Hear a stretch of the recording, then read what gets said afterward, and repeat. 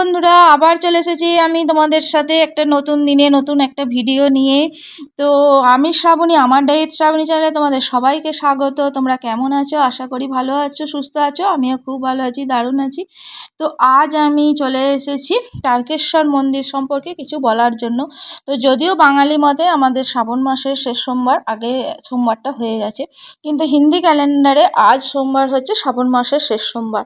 তো সোমবার তো এমনি অনেকেই সারা বছর করে থাকে, আর এই শ্রাবণ মাসে বিশেষ করে সোমবারগুলো বহু ভক্ত ওই মানে তারকেশ্বর মন্দিরে জল ঢালতে যান বাবার মাথায়। তো সেই তারকেশ্বর মন্দির নিয়ে তোমাদের সাথে একটু আজ এই ভিডিও আলোচনা করব। তো সেই তারকেশ্বর মন্দির কিভাবে প্রতিষ্ঠা হয়েছিল সেই রহস্য তোমাদের বলবো, এবং মহাদেবের কিছু লীলাও তোমাদের জানাবো। তো চলো সেটা শুরু করা যাক। তো প্রথমেই তারকেশ্বর মন্দির কিভাবে প্রতিষ্ঠা হয়েছিল বা তার রহস্য কি সেটা তোমাদের কাছে বলি, তোমরা শুনতে থাকো। আশা করি ভালো লাগবে। পুরো ভিডিওটা শোনার অনুরোধ রইল, যেন কেউ স্কিপ করে দেখো না বা শুনো না। আজ থেকে বহু বছর আগে হুগলি জেলার তারকেশ্বরের উত্তরপ্রদেশের রাজা বিষ্ণুদাস একটি বিশাল প্রাসাদ বানিয়ে তার পরিবার সহ থাকতে শুরু করেন। রাজা বিষ্ণুদাসের একটি প্রিয় গরু ছিল, তার নাম ছিল কপিলা। রাজা বিষ্ণুদাসের ভাই ভারমলরাও কপিলাকে নিয়ে রোজ জঙ্গলের মধ্যে বেড়াতে নিয়ে যেতেন।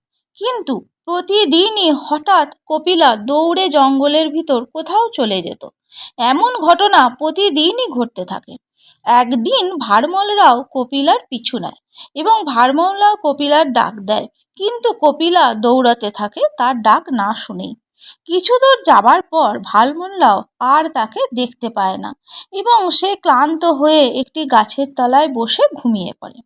কিছুক্ষণ পর ঘুম ভাঙার পর সে দেখতে পায় কপিলা তার সামনে দাঁড়িয়ে আছে। এইভাবেই চলতে থাকে কিছুদিন যাবৎ। রাজা বিষ্ণুদাস প্রায় দিন লক্ষ্য করেন যে কপিলা দুধ দেওয়ার পরিমাণ দিন দিন কমে যাচ্ছে। তাই তিনি চিন্তিত হয়ে তার ভাই ভারমল রাওকে এই কথা জিজ্ঞাসা করেন। তখন তার ভাই তাকে সমস্ত ঘটনা খুলে বলেন এবং সব শুনে রাজা বিষ্ণুদাস বলেন, কি বলছো তুমি? তবে কি জঙ্গলের মধ্যেই কপিলার কেউ দুধ চুরি করে নিচ্ছে? কাল গিয়ে ব্যাপারটা দেখতে হবে। পরের দিন রাজা বিষ্ণুদাস কিছু সৈন্য এবং গ্রামবাসীদের নিয়ে ওই জঙ্গলের মধ্যে যান এবং সেখানে গিয়ে তিনি যা দেখেন তা দেখে তিনি বাকরুদ্ধ হয়ে যান। রাজা দেখেন মাটির ভিতর থেকে অর্ধেক বেরিয়ে থাকা পাথরের সামনে দাঁড়িয়ে আছে কপিলা এবং সে পাথরটির উপর দুধ নিঃসৃত করছে। এটা দেখে হতবাক হয়ে যান রাজা এবং সেখান থেকে ওই পাথরটিকে তুলে আনেন রাজা নিজেই তার গৃহে। এবং সেই রাত্রেই রাজা স্বপ্ন দেখেন বাবা ভোলানাথকে। তো বাবা ভোলানাথ নিজে তাকে বলেন যে ওই পাথরটির মধ্যেই তিনি বিরাজমান এবং রাজা যেন ওখানেই বাবা ভোলানাথের মন্দির প্রতিষ্ঠা করে দেন, যার নাম হবে বাবা তারকনাথের মন্দির। আর রাজা যেন ওই মন্দিরের হন প্রধান পুরোহিত এবং তার মন্দির নাম থেকেই যেন ওই স্থানের নাম রাখা হয় তারকেশ্বর। এটা দেখার পরই রাজার ঘুম ভেঙে যায় এবং পরের দিন থেকেই তিনি মন্দির প্রতিষ্ঠা করার কাজ শুরু করে দেন। এইভাবেই প্রতিষ্ঠা হয় বাবা তারকনাথের মন্দির এবং রাজা বিষ্ণুদাস হন ওই মন্দিরের প্রধান পুরোহিত। ওই মন্দিরের কথা ছড়িয়ে পড়ে চারিদিকে। আজও বহু দূর দূরান্ত থেকে বহু ভক্তগণ শ্রাবণ মাসে বাবার মাথায় জল ঢালতে আসেন এবং তাদের মনস্কামনা পূরণ করতে আসেন। তো এইভাবেই তৈরি হয় তারকেশ্বর মন্দির। তো বাবা ভোলানাথের এই রকম মন্দির প্রতিষ্ঠার তো গল্প শুনলেন এবং ওনার অনেক রকমের লীলাও আছেন। তো তারই মধ্যে আমি কিছু বলি। তো এমনই একদিন এক বৃদ্ধা কাঁধে বাঘ নিয়ে রওনা দেয় বাবার মাথায় জল ঢালবে বলে, কিন্তু কিছু দূর গিয়েই বৃদ্ধা পা আর এগুতে পারেন না। তিনি রাস্তার ধারে বসে পড়েন। সেই প্রচণ্ড ভিড়ে সবাই তাকে এড়িয়ে চলে যায়। তখন বৃদ্ধা কাঁদতে কাঁদতে ভোলে বাবাকে স্মরণ করে, বলেন, হে ভোলানাথ মহেশ্বর, আমি যে আর হাঁটতে পারছি না, আমায় শক্তি দাও। তোমার মাথায় জল ঢেলে আমি দু চোখ বন্ধ করলে তবেই মুক্তি পাবো। বলে জয় বাবা ভোলা মহেশ্বর বলে খুব ডাকতে লাগল। এদিকে স্বর্গে বসে বাবা মহেশ্বর ও মাতা পার্বতী সমস্ত ঘটনাটা দেখেন এবং মাতা পার্বতী ভোলানাথকে বলেন, এ আপনার কেমন লীলা? আপনার এমন ভক্ত দূর থেকে ছুটে এসেছেন আপনার মাথায় জল ঢেলে পূর্ণ অর্জন করবে বলে, আর আপনি তার কষ্ট দেখেও চুপ করে আছেন। ভোলানাথ তখন পার্বতীকে বলে, আমি যাব, আমি কোনো ভক্তকেই নিরাশ করি না। এই বলে মহাদেব সেই বৃদ্ধার কাছে এসে দাঁড়ান এবং বলেন, তুমি কি না এই বয়সে কাঁধে বাঘ নিয়ে দাঁড়িয়েছো বাবার মাথায় জল ঢালবে বলে? তুমি কি এসব পারো? তুমি এসো, আমার কাঁধে বসো, আমি তোমায় নিয়ে যাব বাবার মন্দিরে। বৃদ্ধা তখন বলে, তুমি কে বাবা, এরকম ভোলা মহেশ্বরের মতো সেজেছো? তুমি কি বুঝি বহুরূপী? সে তুমি যা ইচ্ছা হও, এখন তুমি তাড়াতাড়ি আমার কাঁধে বসো দেখি, অনেকটা পথ যেতে হবে। তারপর মহাদেব বৃদ্ধাকে কাঁধে তুলে নিয়ে যেতে থাকে এবং মন্দিরের সামনে নামিয়ে দিয়ে বলেন, এবার যাও, আমি তোমার ভোলা মহেশ্বরের মাথায় জল ঢেলে এসো। তখন বৃদ্ধা তার ঝোলা থেকে দুটো টাকা বার করে তাকে দিতে গিয়ে দেখে তার সামনে কেউ নেই। তখন বৃদ্ধা বুঝতে পারে যে স্বয়ং ভোলা মহেশ্বরই ছিলেন এতক্ষণ তাকে কাঁধে করে নিয়ে আসে। তখন বৃদ্ধা জয় ভোলা মহেশ্বরের জয় বলে কাঁদতে থাকেন। তারপর লক্ষ লক্ষ ভক্ত বাবার মাথায় জল ঢালতে থাকে। এদিকে মন্দিরের বাইরে দেখা যায় কতকগুলো বাচ্চা ছেলে খিদের জ্বালায় বসে বসে কাঁদছে এবং সবাইকে বলছে, আমাদের দুটো খেতে দাও না, বহুদিন আমরা কিছু খাইনি। কেউ তাদের খেতে দেয় না, সবাই তাদের সরিয়ে দেয় এবং বাচ্চাগুলো তাদের ঘটিতে দুধ দেখে খেতে চায় এবং সেই দুধ দিতে অস্বীকার করে বলে, এই দুধ বাবার মাথায় ঢালবো বলে এনেছি, তোদের দেবো কেন? এই সব কিছু বাবা ভোলানাথ এবং মাতা পার্বতী দেখেন এবং মাতা পার্বতী বলেন, এ আপনার কেমন অবিচার? লক্ষ লক্ষ দর্শনার্থী আপনার মাথায় দুধ ঢালবে, অথচ এই বাচ্চাগুলো ক্ষুধার জ্বালায় কাঁদছে, সে দৃশ্য যে আর চোখে দেখা যাচ্ছে না প্রভু। এভাবে তো পূর্ণ অর্জন করা যায় না, ওরাও যে আপনার সন্তান, আপনি কিছু একটা করুন। তারপর ভোলানাথ বাচ্চাদের কাছে এসে দাঁড়ান। বাচ্চারাও তাকে শিব ঠাকুর সাজা বহুরূপী ভেবে নেয়। তারপর ছোট ছোট ওই বাচ্চা শিশুদের বাবা ভোলানাথ নিজের কোলে বসিয়ে নিজের হাতে দুধ এবং নানা রকম ফল মিষ্টান্ন খাওয়ান। অনেক কিছু বাবা ভোলানাথের লীলা এখানে দেখা যায়। তো চারিদিকে বাবা ভোলানাথের মহিমা ছড়িয়ে পড়তে থাকে দূর দূরান্তে। এই রকম অনেক লীলা এবং বাবার অনেক ঘটনা আছে। তার মধ্যে আরেকটি হলো, বিনু গ্রামে রামু নামে এক ব্যক্তি কুমোরটুলিতে অসাধারণ ঠাকুর তৈরি করতেন। প্রতিদিন তার কাজ শেষ করে বাড়ি ফিরতে অনেক রাত হয়ে যেত। বাড়ি থেকে কুমোরটুলি পর্যন্ত তার যাতায়াতের পথ ছিল অন্ধকারময় ঘন জঙ্গলে ঘেরা। তিনি ঠাকুরকে ডাকতে ডাকতে রোজ যাতায়াত করতেন। জয় ঠাকুর, জয় ভোলা মহেশ্বর, এরকম করে করে ডাকতেন।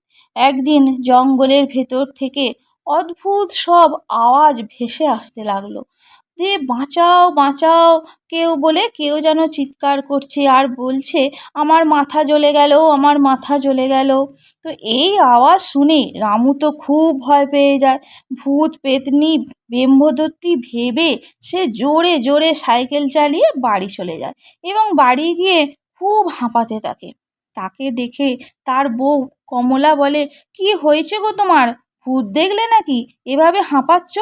তখন সে বলে, ভূত নয় গো গিন্নি, ব্রহ্মদত্তি বাঁচাও বাঁচাও বলে চিৎকার করছিল জঙ্গলে, আমি স্পষ্ট শুনেছি। এটা শুনে কমলা তো খুব ভয় পেয়ে যায়। পরের দিন রামু রোজকার মতো কাজে যায় এবং বলে যায় যে আজ আমি তাড়াতাড়ি কাজ সেরে বাড়ি ফিরে আসব। বলে সেই জঙ্গল দিয়ে সে কাজে চলে যায় এবং সেই জঙ্গল দিয়ে বাড়ি ফেরার সময় খুব জোরে জোরে একটা ঠান্ডা হাওয়া বইতে থাকে এবং সেই চিৎকারটা আবারও ভেসে আসতে থাকে যে বাঁচাও বাঁচাও, আমার মাথা জ্বলে গেল, এরকম সে শুনতে পায়। শুনে রামু প্রচণ্ড ভয় পেয়ে সেখানেই মাথা ঘুরে পড়ে যায় এবং সারা রাত সেখানেই পড়ে থাকে। এদিকে কমলা তার স্বামীর বাড়ি ফেরার অপেক্ষায় দরজার সামনে বসে বসে ঘুমিয়ে পড়ে। পরের দিন সকালে কিছু রাখাল ওই পথে যায় গরু চড়াতে। তারা রোজই গরু চড়াতে গিয়ে জমি থেকে ধান তুলে সেই জঙ্গলে পড়ে থাকা একটি পাথরের মাথায় ঘষে ঘষে চাল বার করে খায়। কিন্তু আশ্চর্যের বিষয়, তারা যখনই ধান ঘষে তখনই সেই পাথরের মাথাটা লাল হয়ে যায়। সেই ব্যাপারটা কিন্তু রাখালরা কোনোদিন লক্ষ্য করেনি। একদিন চাল খেতে খেতে তারা দূরে কিছু একটা পড়ে থাকতে দেখে। সবাই মিলে গিয়ে দেখে যে রামু মাটিতে অজ্ঞান হয়ে পড়ে আছে। ওদিকে কমলা রামুকে সকালে খুঁজতে থাকে, চারিদিকে খুঁজে বেড়ায়, গ্রামবাসীদের জিজ্ঞাসা করে। তো খুঁজতে খুঁজতে সেই ছেলেদের সাথে তার দেখা হয়, কারণ ছেলেরা আসছিল কমলাকে খবর দিতে এবং তারাই জানায় যে রামু জঙ্গলে জ্ঞান হারিয়ে পড়ে আছে। কমলা গ্রামবাসীদের নিয়ে সেখানে যায় এবং রামুকে বাড়ি নিয়ে আসে। তারপর রামুর দুদিন ধরে খুব জ্বর হয়। রামু জ্বরের মধ্যে ঘোরে স্বয়ং মহাদেবের স্বপ্ন দেখেন। তিনি রামুকে বলেন, আমাকে বাঁচাও, আমার মাথা যে জ্বলে যায়, রাখাল ছেলেরা ধান ঘষে ঘষে আমার মাথা লাল করে দিয়েছে, আমাকে তুমি উদ্ধার করো ওই জঙ্গল থেকে, আমি তোমাকে রোজ বাঁচাও বাঁচাও বলে ডাকি। তারপর রামুর ঘুম ভেঙে যায় সে স্বপ্ন দেখে এবং সে দেখে যে তার জ্বরও কমে যায় আর তার শরীরে কোনো জ্বর নেই। সকালে উঠে তার স্ত্রীকে রাতের তার স্বপ্ন দেখার সমস্ত ঘটনা কথা খুলে বলে। তারপর রামু আর কমলা মিলে রাখাল ছেলেদের সঙ্গে নিয়ে এবং কিছু গ্রামবাসীদের সঙ্গে নিয়ে সেই জঙ্গলের মধ্যে যায় এবং পাথরটিকে দেখতে পায়। পাথরটিকে মাটি খুঁড়ে রামুই বার করে এবং বেরিয়ে আসে। বার করার পর রামু দেখতে পায় যে একটি বিশাল আকারের শিবলিঙ্গ। রামু রাখাল ছেলেদের বলে, তোরা কি করেছিস রে, তাড়াতাড়ি ক্ষমা চা বাবার কাছে। রাখাল ছেলেরা মহাদেবের কাছে তাদের ভুলের ক্ষমা চেয়ে নেয়। তারপরে সেখানে সমস্ত গ্রামবাসীরা মিলে সেই বড় একটি মন্দির প্রতিষ্ঠা করে দেন এবং খুব ধুমধাম করে মহাদেবের পুজো করা হয়। মহাদেবের নাম বাবা জলেশ্বর হিসাবে খ্যাত হয়ে ওঠে এবং সেই গ্রামের এক ছোট্ট শিশু হয়ে ওঠে সেই জলেশ্বর বাবার ভক্ত, যার হাত ধরে বাবার বহু লীলা প্রকাশ পেতে থাকে এবং বহু লীলা বাবা মহাদেবের আছে। তো বন্ধুরা, আপনাদের কেমন লাগলো এই ভিডিওটা অবশ্যই কিন্তু কমেন্ট করে জানাবেন। তো মহাদেবের লীলার তো আর শেষ নেই, বলতে গেলে অনেক লীলা বলতে হয়। যদি এই ভিডিওটা আপনাদের ভালো লেগে থাকে তাহলে অবশ্যই লাইক, কমেন্ট এবং শেয়ার করে আমার পাশে থেকো এবং নতুন বন্ধু যারা আছো তারা আমার চ্যানেলটিকে সাবস্ক্রাইব করে আমার পাশে থেকো এবং অল বাটনটা অন করে রেখো। তাতে কি হবে, যখন আমি কোনো নতুন ভিডিও আপলোড করব সবার আগে তোমরা দেখে নেবে। তো চলো, আজকের মতো তোমাদের কাছে বিদায় নিচ্ছি। দেখা হবে পরের দিন পরে কোনো একটা ভিডিওতে। তো ততক্ষণ তোমরা সুস্থ থাকবে, ভালো থাকবে এবং সাবধানে থাকবে।